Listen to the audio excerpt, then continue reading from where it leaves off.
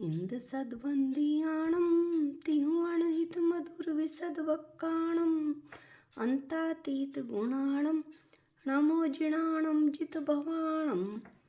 हम सभी पंचअस्तिकाय संग्रह का अध्ययन कर रहे हैं और पंचअस्तिकाय संग्रह का अध्ययन करते हुए हम गाथा 93 पर आ गए हैं। इसमें भी आकाश अस्तिकाय की चर्चा की है, तो हम गाथा पाठ करते हैं। जमहा उवरी ठाणम सिद्धाणम जिणवरेहिम पणत्तम तमहा गमन ठाणम आयासे जान नथीति। जमहा जिससे, जिणवरेहिम जिनवरों ने, सिद्धाणम सिद्धों की, उवरी ठाणम लोक के ऊपर स्थिति, पणत्तम कही है, तमहा इसीलिए, गमन ठाणम आयासेण थी गति स्थिति आकाश में नहीं होती, अर्थात गति स्थिति हेतु तो आकाश में नहीं है।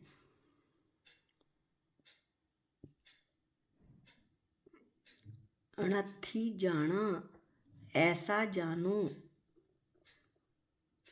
क्या कहते हैं कुंद स्वामी कि जिससे जिनवरों ने, जिनेंद्र भगवान ने सिद्धों की लोक के ऊपर स्थिति कही है, जिससे यानी आधर्म द्रव्य से गति करते हुए जो स्थिति में निमित्त है वो आधर्म द्रव्य है। इसलिए जो गति स्थिति है वो आकाश में नहीं होती है, अर्थात गति स्थिति का हेतु आकाश नहीं है, ऐसा जानना। अब अमृतचंद आचार्य टीका में इसे कैसे बताते हैं वो हम पढ़ते हैं। गति पक्ष संबंधी कथन करने के पश्चात यह स्थिति पक्ष संबंधी कथन है। गाथा 92 में यह बता दिया था कि सिद्ध भगवान सभी कर्मों का क्षय करके अपनी स्वाभाविक स्वभाव से ऊर्ध्वगमन स्वभावी हो जाते हैं, यानी वो ऊर्ध्वगमन करते हैं और ऊर्ध्वगमन करते हुए वो लोक के अग्रभाग में स्थित हो जाते हैं। तो लोक के अग्रभाग में वो कैसे स्थित होते हैं, यह स्थिति पक्ष संबंधी कथन यहाँ पर किया जा रहा है। जिससे सिद्ध भगवंत गमन करके लोक के ऊपर स्थिर होते हैं, अर्थात लोक के ऊपर गति पूर्वक स्थिति नहीं करते हैं, यानी कि जो सिद्ध भगवंत हैं वो आधर्म द्रव्य के कारण गमन करके लोक के ऊपर स्थित हो जाते हैं, लोक के अग्रभाग में, और इस तरह से वो आलोकाकाश में गमन नहीं करते हैं। इसलिए गति स्थिति हेतु तो आकाश में नहीं है, ऐसा निश्चय करना। जो गति स्थिति हेतु तो है, यानी गति और स्थिति का जो निमित्त है जीव पुद्गल, सिद्ध भगवान ही नहीं, जीव और पुद्गल के गति में निमित्त, गति करते हुए स्थिति में निमित्त जो है वो आकाश द्रव्य नहीं है। धर्म द्रव्य गति में निमित्त है और अधर्म द्रव्य स्थिति में निमित्त है, ऐसा निश्चय करना। क्योंकि सिद्ध भगवंत लोक के ऊपर स्थिर होते हैं, लोक के अग्रभाग में स्थित हो जाते हैं। यदि आकाश द्रव्य स्थिति का और गति का निमित्त होता तो जीव, सिद्ध भगवान ही नहीं, जीव और पुद्गल भी आलोकाकाश में चले जाते। इस तरह लोक और आलोक का विभाग करने वाले धर्म और अधर्म को ही गति स्थिति के हेतु मानना।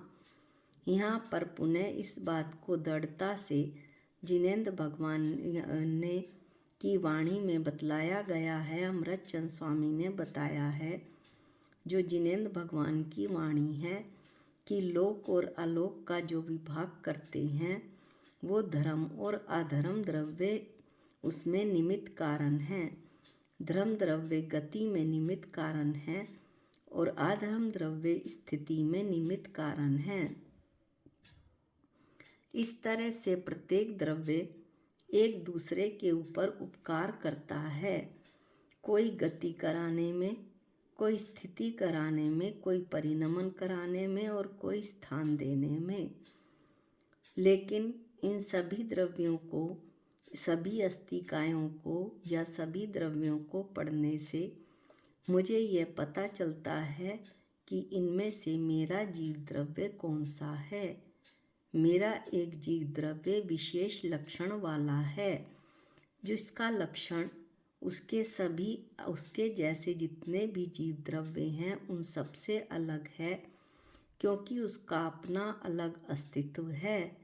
जैसे एक सिद्ध में अनेक सिद्ध अवगाहन पाते हैं, लेकिन उनका उत्पाद व द्रव्य सबका अलग अलग होता है, इसी तरह से